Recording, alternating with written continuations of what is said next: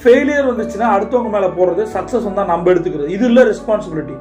ஆமா, accept the pain, accept the reality, accept the ட்ரூத்னு சொல்லுவேன். ஆமா, இந்த ஃபெயிலியருக்கு நான் தான் காரணம். இதை புரிஞ்சுக்கிட்டு அந்த சிச்சுவேஷன் வந்து ரெக்டிஃபை பண்ணி வராம பாருங்க, அவன் உண்மையான மெச்சூரானவன். அடுத்தது, அடுத்தவங்க பேசுறத கேட்டு முடிவு எடுக்கிறான் பாருங்க. எல்லாருமே பொதுவாக சொல்லுவாங்கல்ல, 2 காது இருக்கு, ஒரு வாய் இருக்கு, அதுக்கேற்ற மாதிரி பயன்படுத்துங்க. வாயை அதிகம் பயன்படுத்திட்டோம் அப்படின்னாலே பிரச்சனைகள் தான். ரைட்டா? மெயினா ஹானஸ்ட்.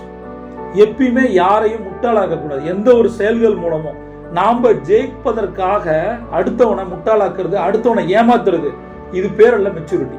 ரெண்டாவது, நம்ம வந்து யாராவது நம்ம பேசுறதை எதிர்த்து பேசுறாங்க அப்படின்னா, நம்ம செய்யற செயலுக்கு எதிர்த்து ரியாக்ட் பண்றாங்க அப்படின்னா, நாம என்ன பண்றோம், முன்னாடி இருக்கவங்க என்ன பண்றாங்கன்னு யோசிச்சு செய்யறோம் பாருங்க. ஒருவேளை நாம பண்ற ஒரு விஷயத்துக்கு எதிர்வினை வந்தா அப்ப நான் ஸ்டன் ஆயிடக்கூடாது. இப்ப நான் வந்து ஒரு ஆம்னி பஸ்ல டிராவல் பண்றேன், ஏறும் போது ஆனா வணக்கம்